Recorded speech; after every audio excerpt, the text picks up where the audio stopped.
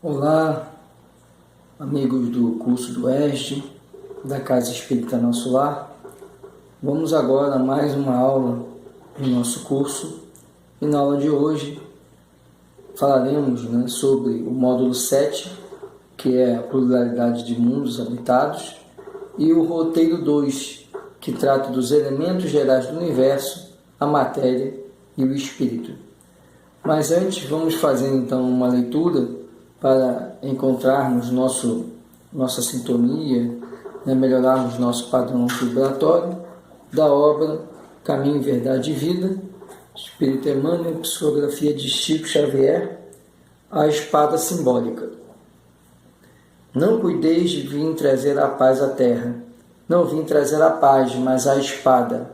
Palavras de Jesus em Mateus, capítulo 10, versículo 34. Inúmeros leitores do Evangelho perturbam-se antes essas afirmativas do Mestre Divino, porquanto o conceito de paz entre os homens, desde muitos séculos, foi visceralmente viciado.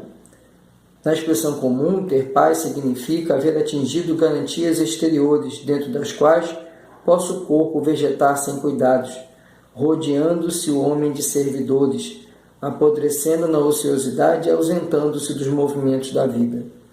Jesus não poderia endossar tranquilidade desse jaiz, e em contraposição ao falso princípio estabelecido no mundo, trouxe consigo a luta regeneradora, a espada simbólica do conhecimento interior pela revelação divina, a fim de que o homem inicie a batalha do aperfeiçoamento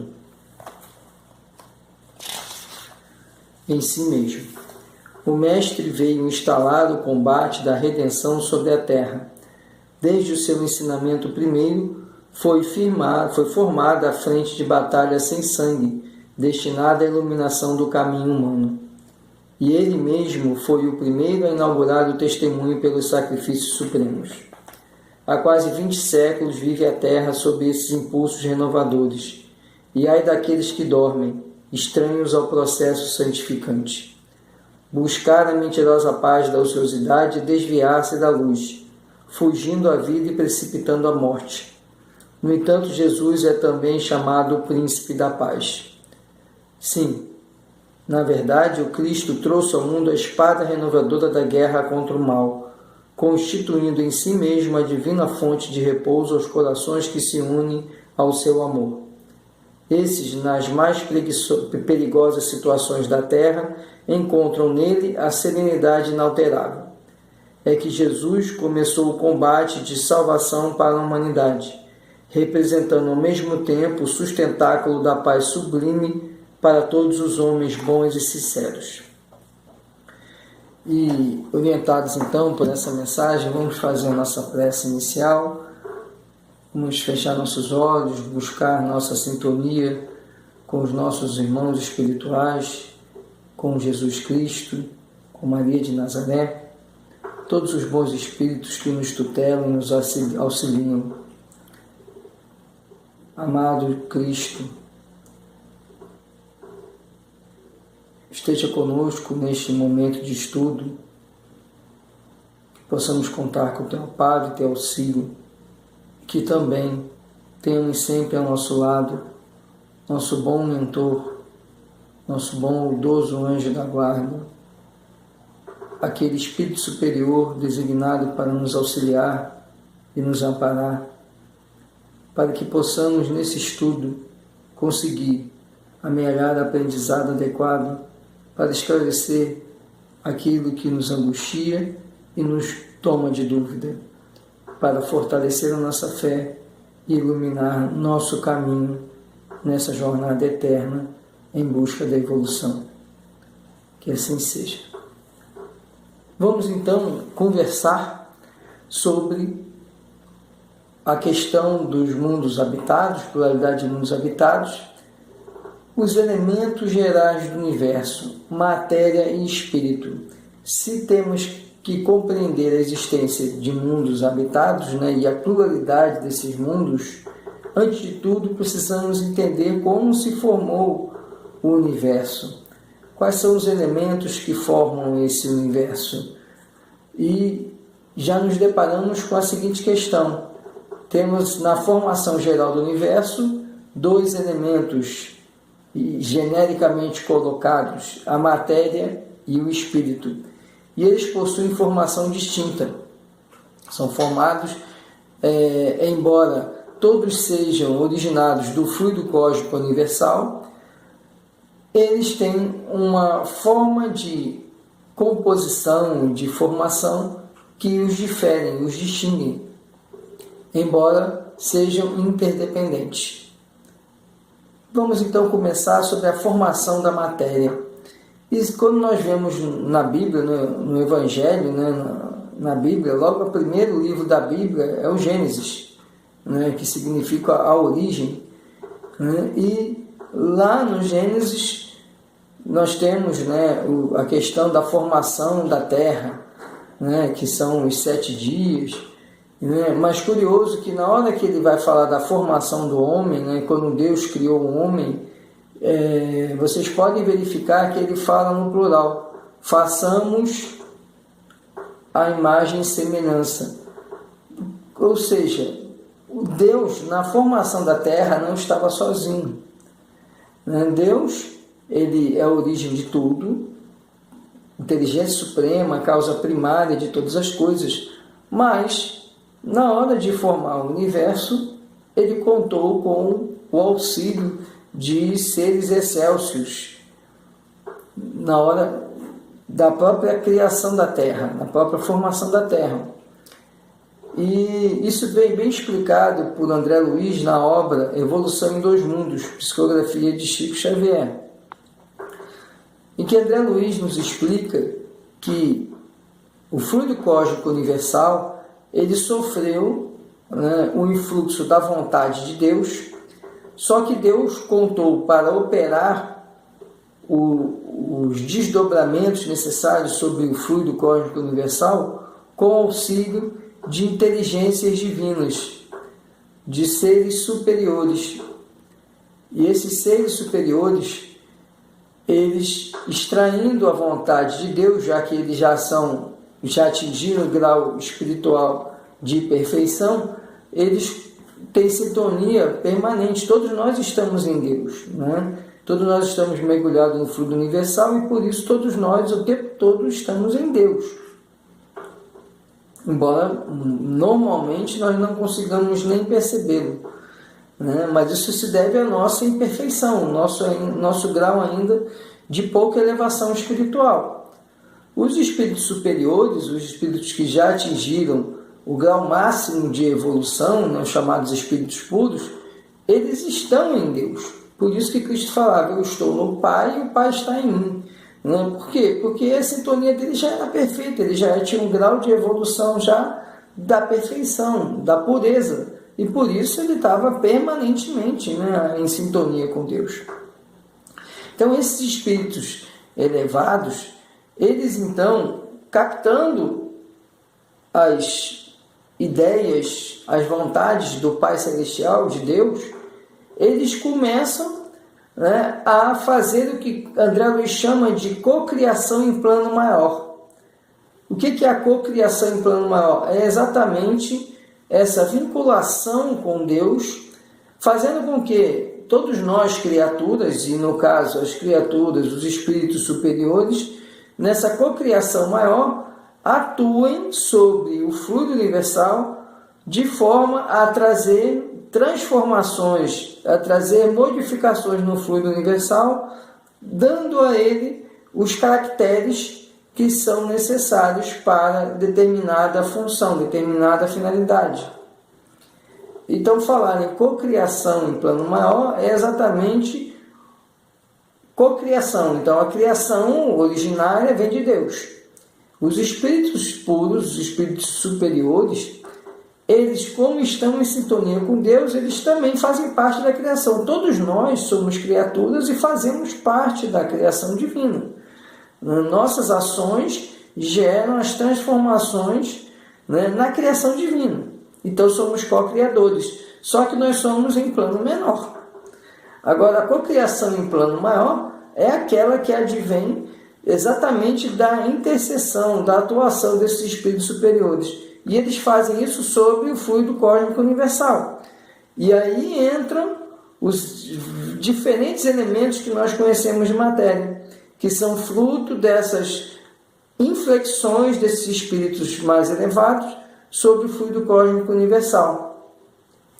E André Luiz ele continua, ele fala sob a orientação das inteligências superiores, congregam-se os átomos em colmeias imensas e sob a pressão espiritualmente dirigida de ondas eletromagnéticas são controladamente reduzidas às áreas espaciais intratômicas, sem perda de movimento, para que se transformem na massa nuclear adensada, de que se esculpem os planetas em cujo seio as mônadas celestes, que é a origem do princípio inteligente, encontrarão adequado berço ao desenvolvimento. Então, o que ele está explicando aqui? André Luiz está dizendo, primeiro, ele fala da cocriação em plano maior. E depois ele diz que, conforme essa cocriação em plano maior vai se desenvolvendo, aquele fluido universal, ele toma a característica de átomos. E esses átomos vão sendo interligados. Então, porque o átomo ele já é uma matéria. Ele já é matéria. O fluido cósmico universal é algo sutil e etéreo. Mas esse fluido vai sofrendo inflexões eletromagnéticas, ou seja, a força do pensamento plasmando uma realidade. Mas qual pensamento? Não o nosso, que ainda somos espíritos ainda inferiorizados, mas o pensamento desses espíritos celestiais. E eles, atuando com essa onda de pensamento, eles fazem com que aquele fluido comece a tomar uma estrutura atômica, ou seja, do átomo. E após ele tomar essa estrutura atômica,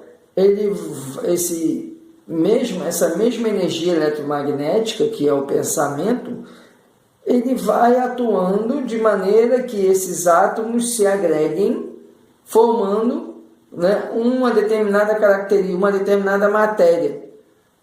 E isso é feito em escala colossal, até chegar ao ponto de formação de planetas. E a gente às vezes acha que isso... Mas como é que pode? Isso é feito... Isso leva quanto tempo? A Terra tem 4 bilhões e meio de anos. A formação da Terra levou cerca de 3 bilhões de anos. E depois vieram todas as fases geológicas até o momento do desenvolvimento da humanidade na Terra. Então isso não é um estalar de dedos. E temos que lembrar que todos somos eternos, espíritos, enquanto espírito. A matéria não, a matéria desagrega, e ela se transforma. Mas a formação do universo, ela acontece conforme essa inflexão do pensamento divino, ou seja, do fluido universal, que é uma emanação divina, e dessa atuação de entidades excelsas para que a matéria ela tome as diversas formas que nós conhecemos na Terra e ainda outras formas que nós nem conhecemos. O grande equívoco que há é nós esperarmos que nessa pluralidade de mundos habitados, que esses mundos sejam habitados por corpos, por seres com corpos como o nosso. Cada mundo vai ter a característica inerente àquele mundo. E quanto mais evoluído o mundo, menos matéria. Menos o corpo físico precisa de matéria. Então, nós imaginarmos os mundos felizes, nesses mundos felizes os espíritos encarnam, reencarnam. E ali, a própria matéria, o próprio corpo físico, ele é mais sutil, ele é menos suscetível aos infortúnios que no nosso mundo ainda inferior, ainda de provas e expiações, tentando caminhar para um mundo de regeneração e caminhará, ele tem uma formação diferente. Nós temos um corpo físico muito mais denso. do que os mundos mais elevados. E na obra do Consolador, Emmanuel ele explica, né, sobre essa questão dos elementos químicos. Nós sabemos que temos a tabela periódica, né, e temos uma grande quantidade de elementos químicos. E aí Emmanuel explica por que existe essa variedade de elementos químicos. Porque o homem primeiro necessita, né, catalogar tudo aquilo que ele encontra na natureza para aí ele definir, né, a característica, a qualidade dessa matéria. Mas toda essa matéria ela é um desdobramento de uma matéria essencial. Qual é essa matéria essencial? É exatamente o fluido universal. E ele fala que na nossa química nós temos um elemento mais simplório, que é o hidrogênio, né? Que é aquele, né, que só tem, né, ele tem, né, um próton, um nêutron e um elétron, né? Então ele é o mais simples, né? Mas ele mesmo assim não significa que ele seja, né, o fluido universal. O fluido universal não é o hidrogênio. O hidrogênio já é um elemento do nosso planeta, fruto da materialização do fluido universal. Então pode ser que existam outros elementos em outros mundos que nós não conhecemos, que até sejam mais simplórios do que o elétron, do que o hidrogênio. Mas nossa ciência ainda não teve condições de compreender ou de identificar. E aí nós temos, né, o nosso material, a nossa apostila, fala sobre, né, os modelos que a matéria se apresenta.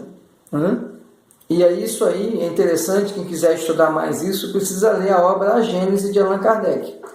Porque nessa obra Allan Kardec gasta ali boa parte dos 4 primeiros capítulos da obra falando sobre a formação do universo e a formação da Terra. Então, nessa obra, logo no primeiro capítulo, nos itens 6 e 7, Kardec traz a seguinte explicação que eu vou compartilhar aqui com vocês. Podemos estabelecer como princípio absoluto que todas as substâncias conhecidas e desconhecidas, por mais dessemelhantes que pareçam, quer do ponto de vista da constituição íntima, quer pelo prisma de suas ações recíprocas, são de fato apenas modos diversos sobre que a matéria se apresenta, variedades em que ela se transforma sob a direção das forças inumeráveis que a governam.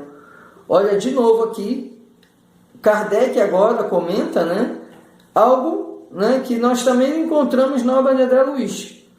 Na verdade, André Luiz, a obra dele vem depois de Allan Kardec. Então, André Luiz confirma, com informações lá do mundo espiritual, aquilo que Kardec já explicava na Gênese.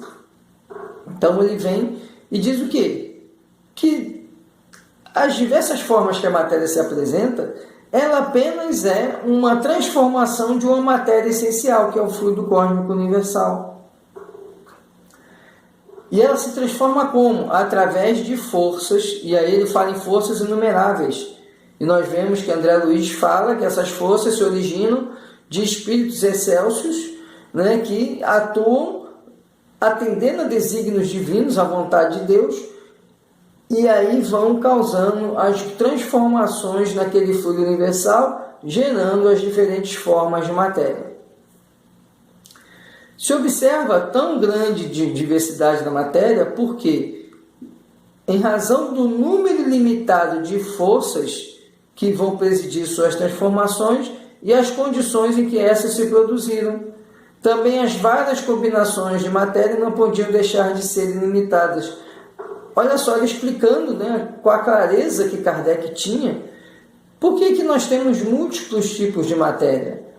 Porque na hora que se tem um fluido universal, e na hora que esses espíritos mais elevados atuam sobre ela, você vai ter diferentes formas de atuar, diferentes formas de inflexão do pensamento e de energia eletromagnética. Essas diferentes formas vão gerar as diferentes matérias. Vai depender da forma como a energia eletromagnética atuou no fluido universal e das condições em que essa energia atuou. Por isso, as diferentes formas de matéria e por isso a pluralidade de mundos. O que Kardec está explicando? Olha, isso aí Kardec falou, né, em 1860. Então, o que ele está dizendo? Não adianta a gente querer imaginar que tudo é igual à Terra. A Terra é um mundo de provas e expiações. E no universo, a forma como a matéria se cria, ela é infinita. Ela é múltipla e não dá para a gente calcular. Por quê? Vai depender da atuação desses espíritos, das formas de pensamento que eles fizeram atuar em cada aspecto do fluido universal e das condições a que esse fluido universal foi sendo submetido ao longo do decurso do tempo. E aí ele fala, né? Kardec, no item 7, ele fala: quer a substância que se considere pertence aos fluidos propriamente dito, ou seja, aos corpos imponderáveis, quer tenha os caracteres das propriedades ordinárias da matéria, não há em todo o universo senão uma única substância, o cosmo, a matéria cósmica, ou aquilo que que Kardec também depois vai denominar, e nós utilizamos a categorização de fluido cósmico universal. Esse fluido cósmico universal, então, é o elemento base sobre o qual vão fazer incidir as forças, fruto da energia eletromagnética. Então, essa força que atua sobre esse fluido cósmico, ela é uma força, uma energia eletromagnética que deriva do quê? Exatamente do pensamento de Deus, originariamente, mas esse pensamento de Deus é captado por esses espíritos mais elevados e que tem a missão de atuar sobre esse fluido cósmico universal, dando a ele as inflexões necessárias para a formação da matéria. E aí nós compreendemos como surge a matéria. E agora precisamos compreender como surge o espírito. Se os elementos essenciais do universo são matéria e espírito, matéria nós já compreendemos, agora precisamos compreender o espírito. E, inicialmente, o espírito ele deriva de algo, né, que é chamado princípio inteligente, que faz parte está também inserido no fluido cósmico universal. Né? Mas o princípio inteligente, ele é, né, um elemento que, agregado, levará ao espírito. Então, para nós termos o espírito, é preciso termos o princípio inteligente. Só que o princípio inteligente ele ainda é um elemento muito diminuto do espírito, muito simplório do espírito. O espírito ele não é só princípio inteligente, ele é um princípio inteligente robustecido, agregado, e esse princípio inteligente ele vai sofrendo metamorfoses evolutivas. E o espírito ele já é o resultado de um conjunto de princípios inteligentes, né? Imaginando um princípio inteligente como gotas de água, em que você vai jogando essas gotas de água no copo até que você consegue encher o copo. E esse copo, né, essa água toda que está dentro do copo, se a gente colocasse no congelador e saísse, ia sair um cubo de gelo, né? Ia sair, né, um gelo no formato do copo, ou do recipiente, qualquer que a gente colocasse. Então, aí sim, esse gelo, né, ele é o espírito, porque ele é um conjunto, né, de princípios inteligentes que agora não são mais uma individualidade. Né? Eles não conseguem se individualizar.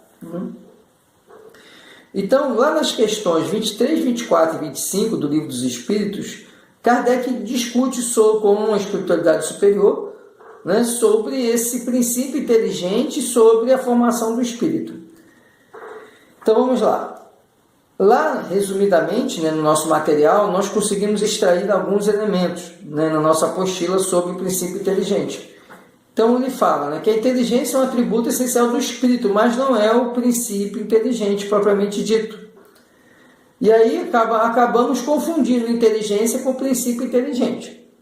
O espírito, o princípio inteligente independe da matéria, sendo, ao contrário, distintos um do outro. Entretanto, a união do espírito e da matéria é necessária para intelectualizar a matéria.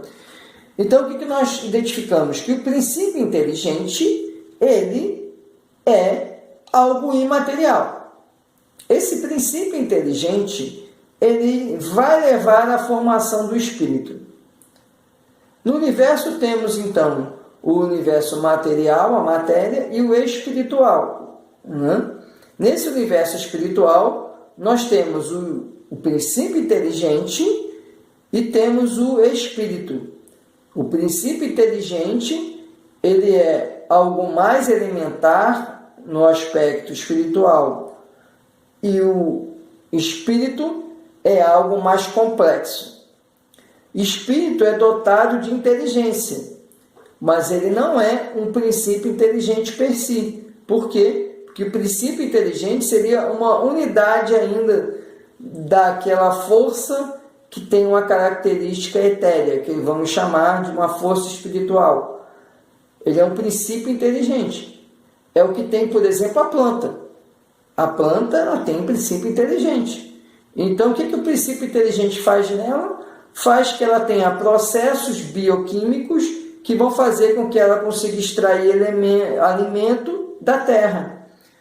Ela tem outro princípio inteligente que faz com que ela gere folhas, as células dela se multipliquem, célula é matéria, a folha é matéria, as células dela se multipliquem, gerem a folha, e essa folha tenha uma característica derivada do princípio inteligente, que é fazer a sintetização da energia do Sol em energia que vai possibilitar a quebra das moléculas que ela tira de alimento da Terra. E ao fazer esse processo, ela converte gás carbônico em oxigênio. Veja quantos elementos que ela tem que são derivados do princípio inteligente. Isso não é da matéria. Se você pegar determinados componentes de uma árvore, de uma planta, ela não vai fazer isso aí.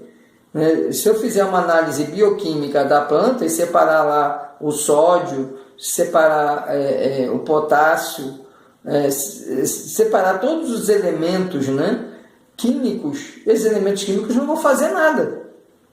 Eles precisam estar agregados, existe algo que agrega a eles, que é o princípio inteligente, é o fluido vital, e o princípio inteligente que faz com que aqueles elementos químicos combinados deem células específicas, que essas células específicas consigam desempenhar atividades que atendem a todo o organismo. Ela não atende só a célula, atende a todo o organismo. Isso aí, essa atividade ela é feita pelo princípio inteligente. Então, todos os seres, eles possuem princípio inteligente. Todos os seres vivos, lógico. Se o ser não tiver mais vida, o princípio inteligente ele não habita mais aquele corpo físico. Ali é uma matéria que vai se desagregar. O homem já não. O homem já tem espírito, que é o quê? É uma energia espiritual mais complexa. Complexa no sentido de agregar vários potenciais decorrentes do princípio inteligente. O homem possui uma série de mecanismos autômatos que decorrem de uma atividade que não é do próprio espírito. Nós estamos aqui encarnados e nós não precisamos raciocinar para o nosso coração bater. Nosso coração bate em razão de um processo autômato, para que o corpo físico se mantenha vivo e o espírito continue ligado ao corpo físico.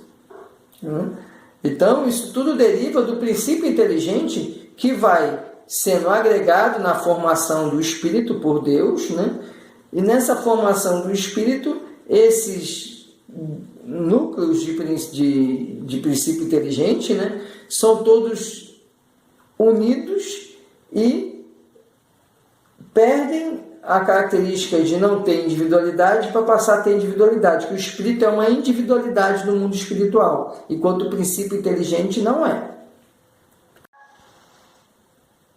É preciso, portanto, que essas moléculas se integrem de maneira a, com a inflexão do princípio inteligente, gerarem os efeitos esperados. Por isso que, né, se nós imaginarmos, né, o processo da fotossíntese, né, ele não basta, né, você imaginar que a junção dos elementos químicos, né, que estão nas células responsáveis pela fotossíntese vai fazer com que a fotossíntese aconteça. Porque para isso acontecer, um princípio inteligente precisa atuar para que exista o processo de fotossíntese. E aí o nosso material, nossa apostila continua explicando, né, que a ligação matéria-princípio inteligente é conduzida pela ação dos espíritos crísticos, que são os espíritos superiores, né, os espíritos já puros, diretamente ligados à inteligência divina, os quais retiram do fluido cósmico universal os elementos necessários à formação de novas substâncias e novos corpos materiais. Ou seja, a ação dos espíritos superiores faz que também sejam repercutidas no princípio inteligente os ajustes e organizações impressos na matéria, de forma que novos aprendizados ocorram igualmente no princípio inteligente, e este possa gerar sucessivamente matérias em níveis de complexidade inimagináveis. Então, quando a gente estudou sobre matéria, a formação da matéria agora há pouco, nós vimos isso. É preciso que haja uma atuação, né, desses espíritos superiores sobre a matéria, para que esse fluido universal sofra transformações de maneira a chegar, né, ao resultado, né, que essa espiritualidade deseja, atendendo a desígnios divinos. E depois, a integração desse princípio inteligente com essa matéria vai fazer com que a matéria tenha atuações, comportamentos que se espera. E esse princípio inteligente vai atuando sobre a matéria, né, e vai se aperfeiçoando, vai adquirindo novos comportamentos e repassando esses comportamentos para a matéria. Por isso que a espiritualidade fala, né, que o princípio inteligente vai intelectualizar a matéria. É porque ele vai influenciar a matéria, vai fazer com que a matéria tenha determinados comportamentos e, posteriormente, o princípio inteligente vai adquirindo, né, mais novos comportamentos, né, e também agregando esses comportamentos à matéria. Então, nosso material traz para a gente um fluxo que explica essa relação, né? Os espíritos superiores, as inteligências superiores, eles atuam na matéria e no princípio inteligente. Vão gerando transformações na matéria e vão lapidando o princípio inteligente para que ele atue sobre a matéria. Essa matéria, com a ação do princípio inteligente, vai sofrendo mais transformações. E esse princípio inteligente, ele vai sofrendo também aprendizados com a matéria, inflexões com a matéria, e aí é uma relação simbiótica. O princípio inteligente atua na matéria, a matéria se transforma, essa transformação gera uma mudança no princípio inteligente. O princípio inteligente continua atuando na matéria, ela se transforma. E aí, mais uma vez, o princípio inteligente sofre as reações dessa matéria que se transforma. É através desse processo sucessivo, né, que a espiritualidade superior vai também atuando em um e outro e vai gerando essa complexidade de matéria e vai gerando também, né, as transformações do princípio inteligente, até que aquele conjunto de princípios inteligentes, né, possa, né, dar origem a um espírito. E esse espírito, de novo, precisa da matéria, né, para quê? Para ele continuar nesse processo de evolução. Né? E aí ele vai gerando as transformações na matéria. Em razão dessas transformações na matéria, a matéria vai repercutir no espírito, e aí o espírito vai caminhando no aprendizado, certo?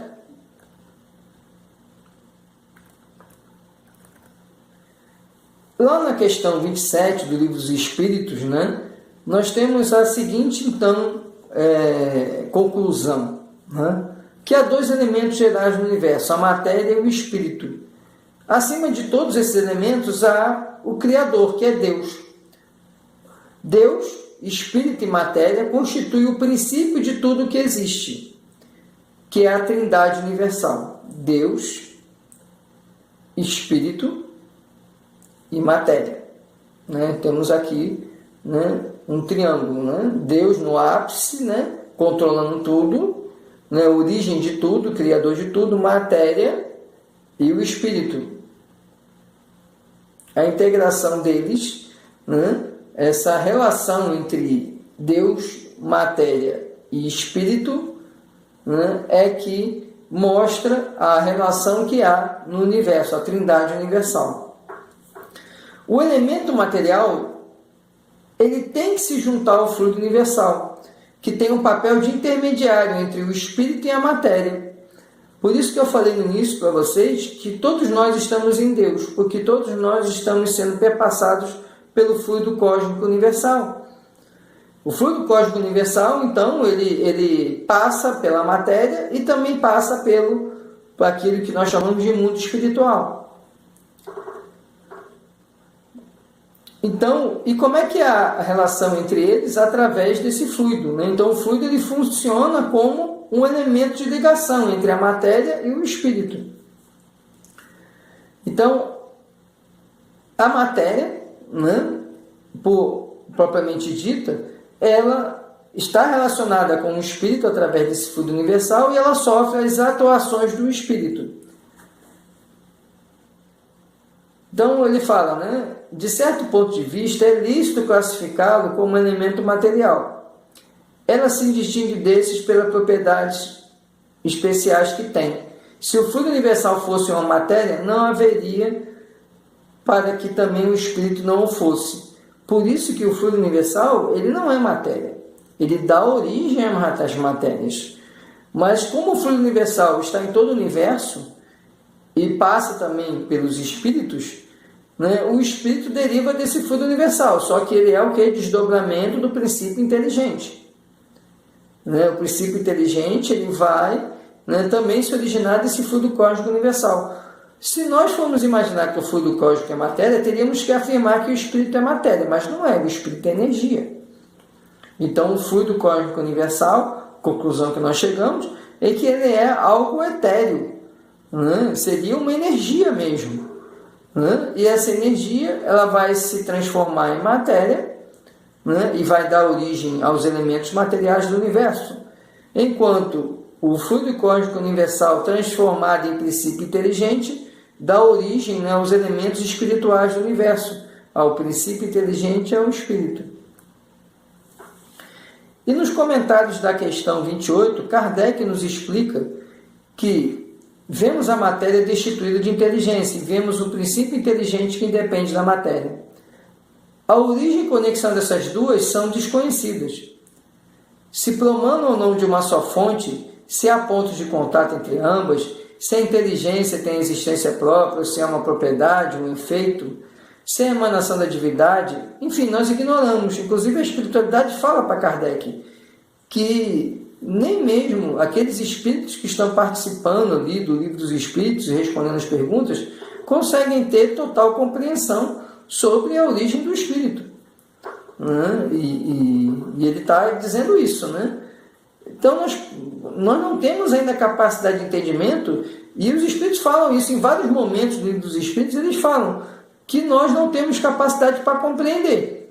Então, eles fazem uma explicação, aí Kardec usa uma analogia com algo do mundo material, e aí eles falam, olha, a sua analogia é razoável, embora não explique totalmente o fenômeno. Em vários momentos do Livro dos Espíritos, principalmente nessa parte de criação e formação, criação e formação do espírito, criação e formação dos mundos, vários momentos os espíritos dão essa resposta para Kardec.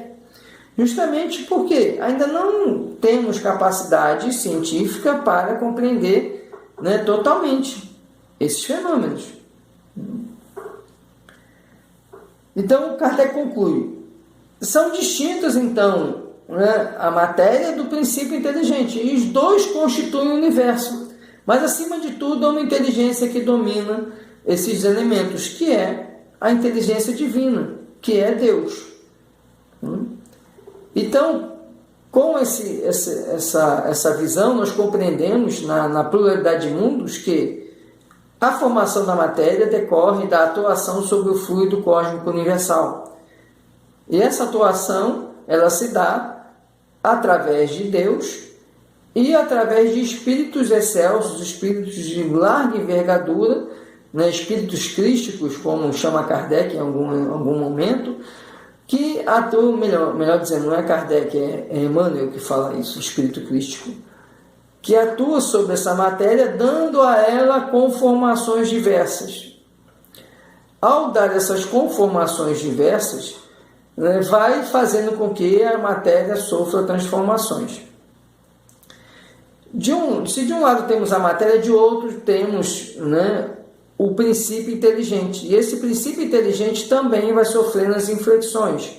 Só que esse princípio inteligente, para evoluir, nas inflexões necessárias, ele precisa estar atrelado à matéria.